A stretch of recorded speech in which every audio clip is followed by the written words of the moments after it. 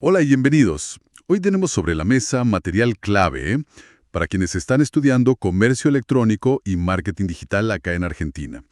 Son las unidades 1 y 2 sobre métricas, ¿viste? Y además, guías sobre Google Analytics 4 y visualización de datos. Sí, material súper interesante. Y el gran mensaje que parece resonar desde el vamos es que en el marketing digital de hoy, bueno, la intuición sirve, pero los datos mandan. Hay una frase ahí: los datos superan la opinión. Resume bastante bien el espíritu, ¿no? Definitivamente, hoy vamos a meternos bien en por qué medir es tan crucial y cómo hacerlo de forma inteligente, ¿no? No se trata de ahogarse en números, sino de encontrar esas perlitas de información, esos insights que nos permiten tomar mejores decisiones. Claro, vamos a hablar de fijar objetivos que realmente sirvan, de elegir indicadores clave, los famosos KPIs, que importen de verdad, y usar herramientas como GA4 para entender qué pasa en nuestros sitios, en nuestras apps. La meta es esa: pasar del simple reporte a la acción estratégica. Exacto. Convertir datos en decisiones. Entonces, arranquemos por el principio, como lo hace la unidad 1. ¿Por qué invertir tiempo, recursos en medir? O sea, ¿qué ganamos realmente? Más allá de cumplir con un reporte. Es que justamente va mucho más allá del reporte. Medir es la base para optimizar. Te permite entender qué campañas, qué canales, qué contenidos están funcionando y cuáles no, ¿viste? Ajá. En un entorno como el e-business, donde, como bien se señala ahí, hay una presión constante por demostrar rentabilidad, bueno, poder justificar las inversiones es vital. Ya no alcanza con decir, che, creo que esto funciona. Necesitamos la evidencia. Y esto ayuda a combatir el famoso efecto hipo, ¿no? El de la opinión de la persona mejor paga. Tal cual. Que la decisión la tome el dato y no el jefe con más intuición o más autoridad. Precisamente. Fomenta una cultura basada en datos, ¿viste? Despersonaliza las decisiones. Y además, nos ayuda a buscar un impacto más completo. La unidad 1 habla de mirar más allá de la conversión online directa. Claro. ¿Qué pasa con el cliente que vio un anuncio online y después compró en la tienda física? O al revés, unir esos mundos es el gran desafío de la analítica omnicanal. Muchas veces es difícil por eso de no tener una clave principal única para seguir al usuario en todos lados. Pero bueno, es hacia donde tenemos que apuntar. Entendido.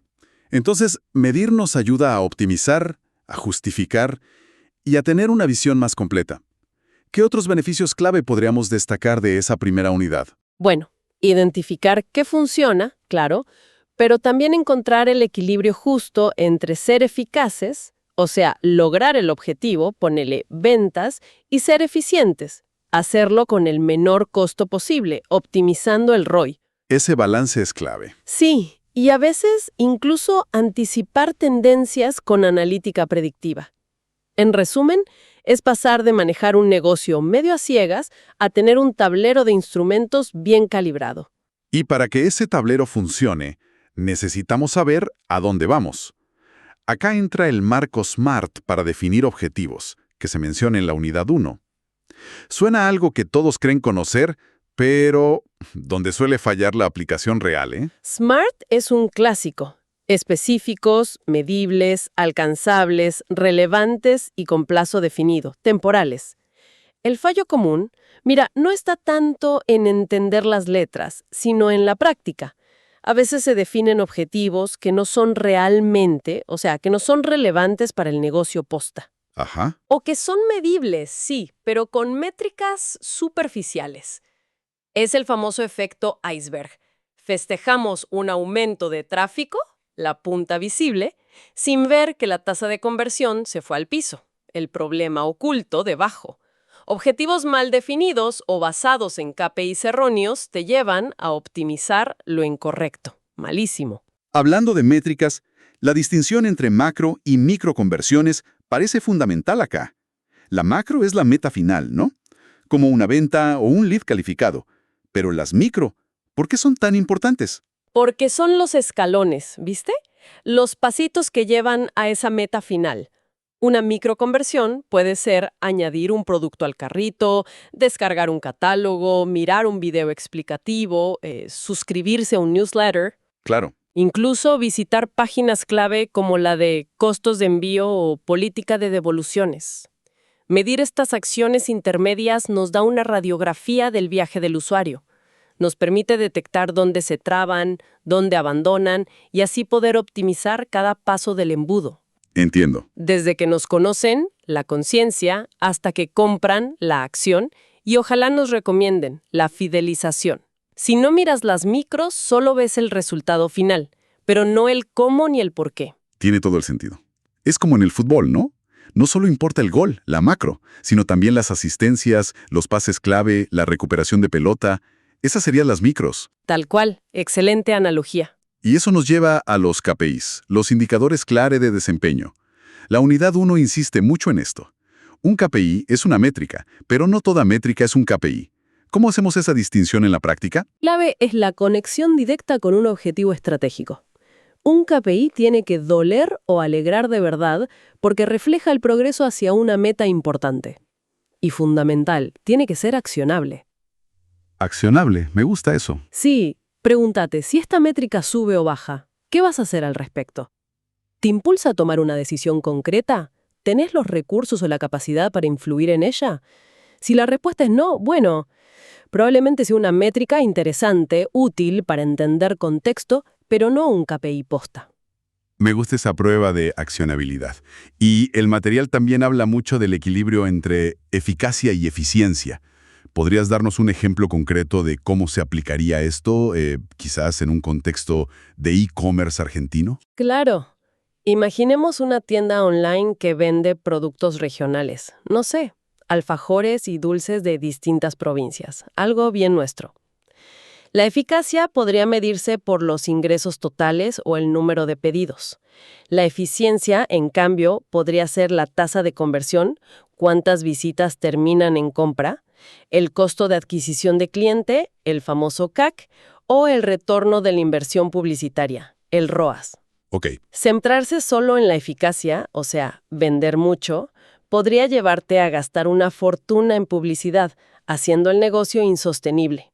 Y al revés, centrarse solo en la eficiencia, bajar el CAC a toda costa, podría hacerte perder oportunidades de crecimiento. El balance es crucial. Quizás un buen KPI combinado sería el beneficio neto por pedido, ¿no? Pueden ser métricas de vanidad si no se conectan con algo más tangible.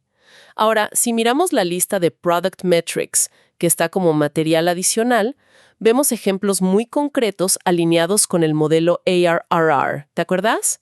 Adquisición, activación, retención, ingresos, referencia. Es muy útil para productos digitales y e-commerce. Sí, esa lista está buena. En adquisición menciona tasa de clics, CTR, fuentes de tráfico, tasa de conversión de landing page y el famoso costo por adquisición, CAC.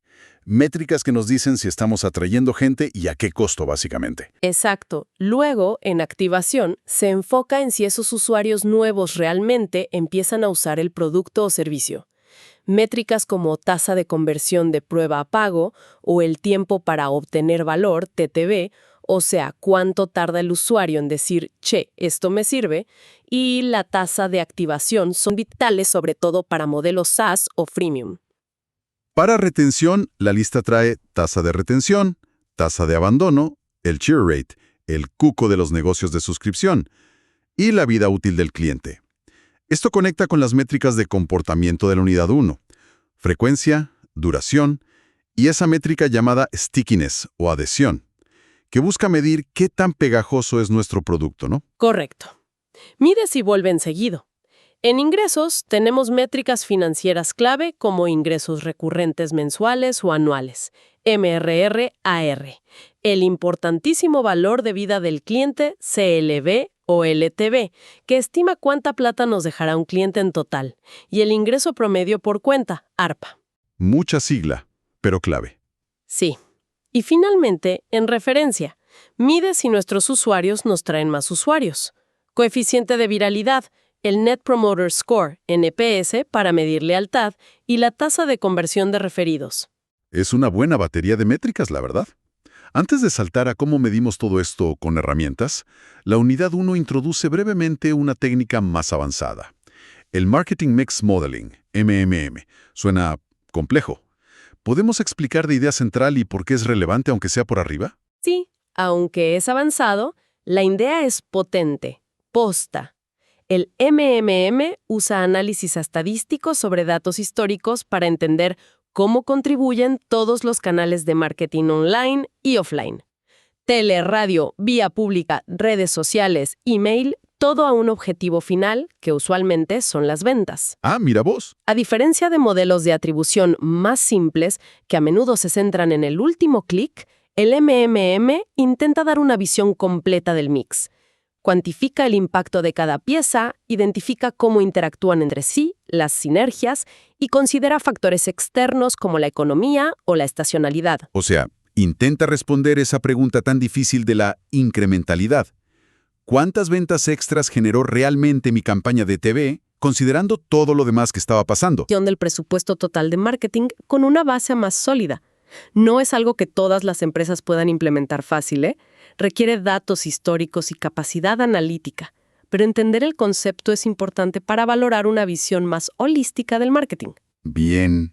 Entonces tenemos claro por qué medir, objetivos, KPIs, métricas ARR e incluso una idea de técnicas avanzadas como MMM. Ahora, la pregunta del millón. ¿Cómo medimos todo esto en el día a día digital?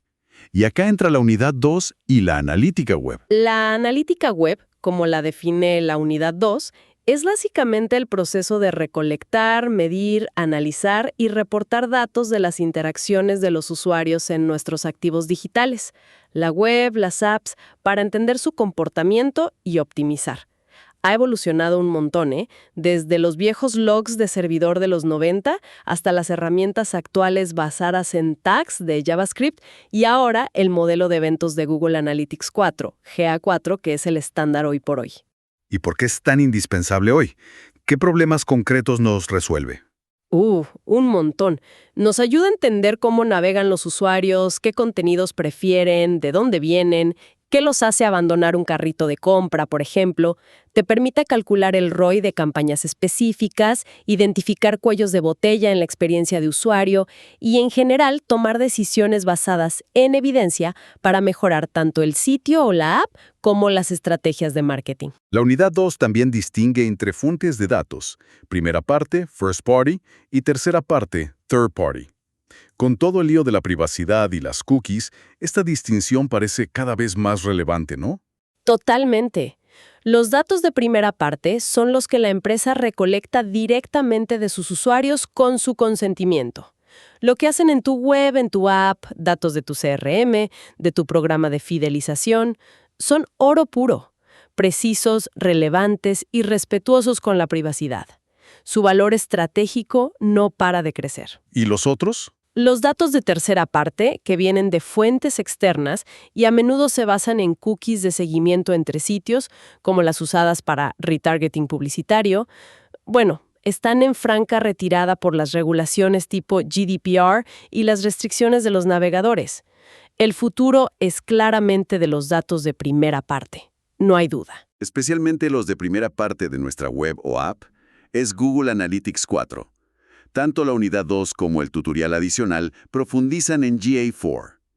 ¿Cuál dirías que es el cambio conceptual más grande respecto a las versiones anteriores? Sin duda, el modelo basado en eventos. Mira, en Universal Analytics, la versión anterior, todo giraba en torno a sesiones y páginas vistas. En GA4, todo es un evento.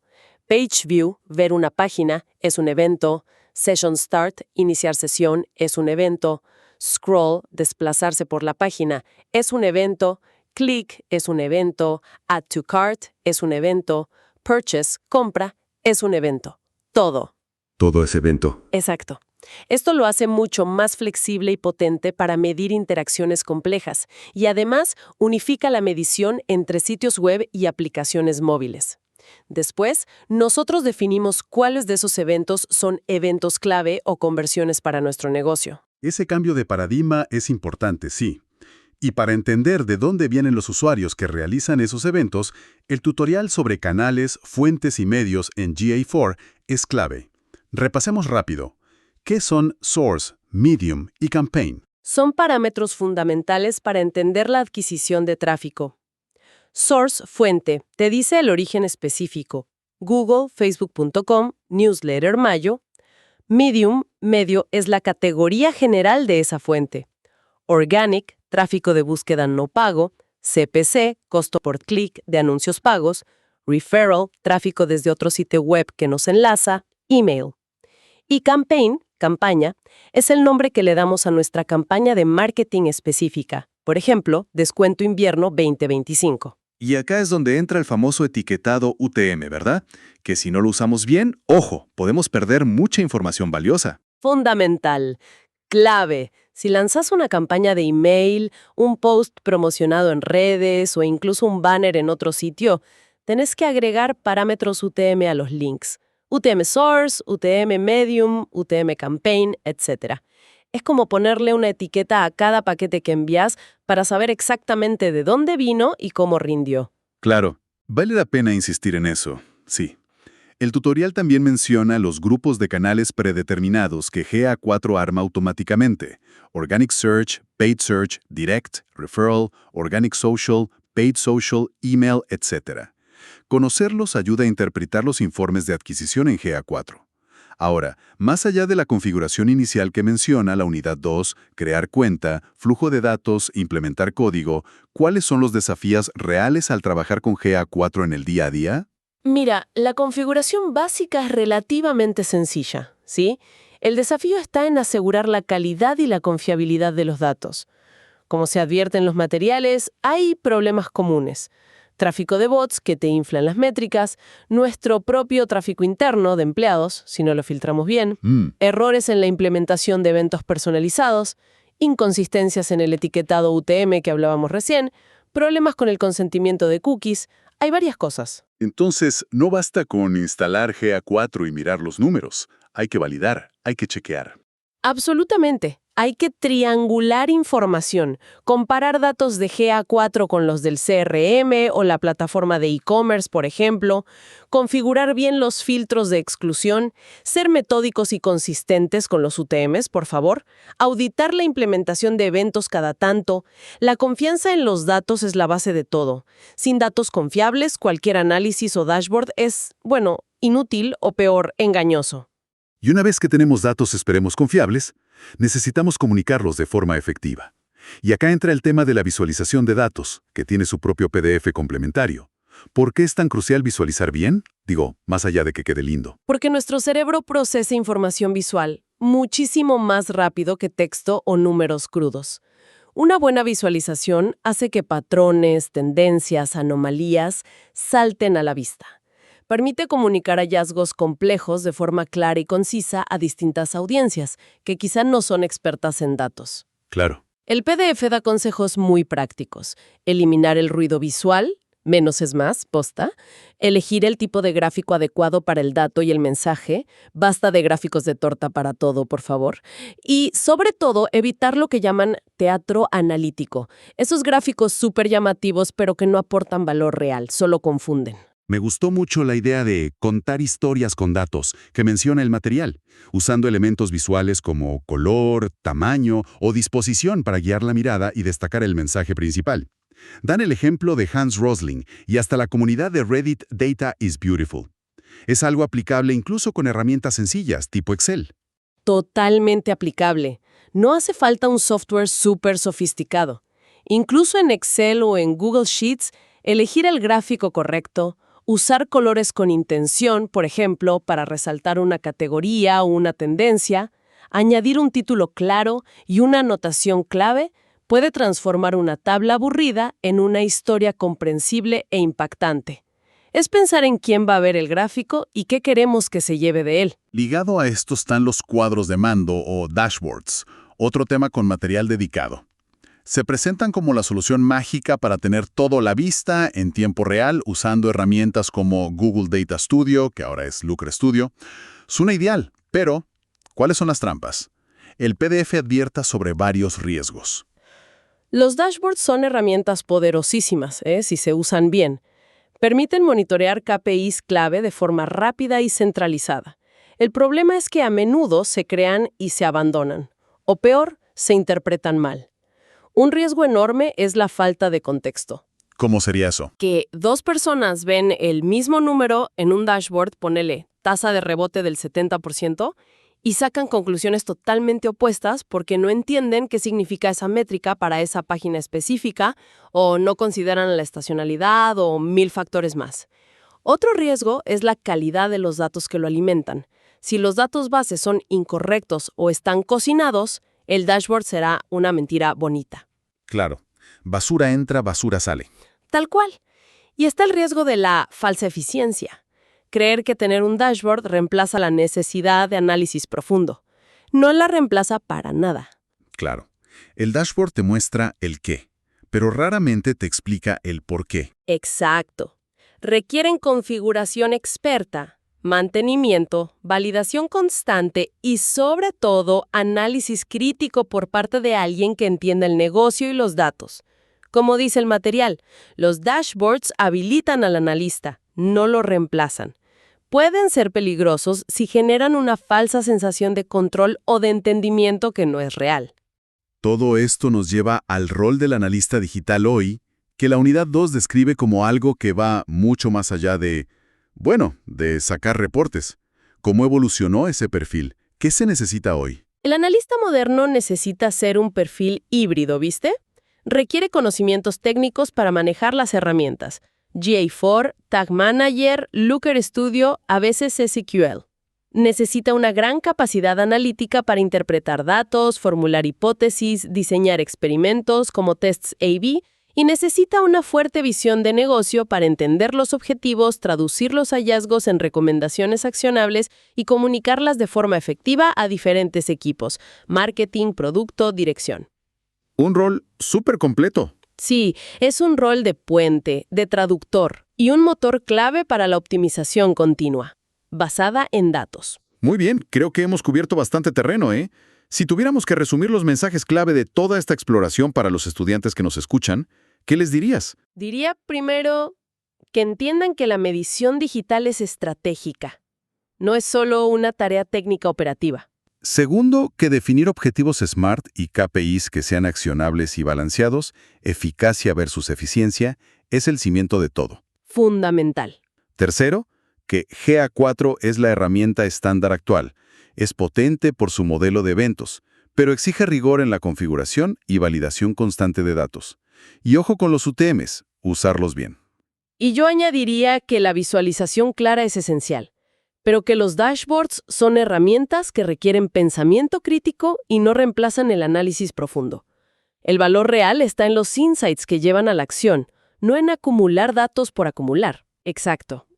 Y para ustedes que estudian comercio electrónico y marketing digital en Argentina, dominar estas habilidades no es opcional, che. Es lo que les va a permitir diferenciarse, optimizar campañas de forma inteligente, demostrar el impacto de su trabajo, justificar presupuestos y tomar decisiones que hagan crecer los negocios en un mercado súper competitivo como el nuestro. Totalmente de acuerdo. Y para terminar, como siempre, dejamos una pregunta para seguir reflexionando, conectada con esa dificultad de medir la incrementalidad que se mencionaba en la unidad 1. Pensando en la realidad de muchas pymes en Argentina que quizás no pueden implementar complejos modelos MMM o grandes experimentos A/B, ¿qué enfoques más prácticos o ingeniosos podrían empezar a usar para intentar estimar cuánto valor real aportan sus distintas acciones de marketing, más allá de mirar solo el último clic o esas métricas que no siempre reflejan el impacto en el negocio? Es un desafío fascinante y muy, muy real para muchas empresas acá. Obliga a la creatividad analítica, ¿no? Quizá usar códigos de descuento únicos por canal o hacer encuestas post-compra preguntando, ¿cómo nos conociste? Analizar correlaciones temporales entre campañas y ventas o incluso pequeños experimentos geográficos controlados, si se puede. No hay una respuesta única, pero buscar esa visión incremental, aunque sea de forma imperfecta, ya es un gran paso adelante. Ahí queda el desafío planteado. Una exploración intensa sobre el arte y la ciencia de medir en el mundo digital. Gracias por acompañarnos hoy. Gracias a vos. Hasta la próxima.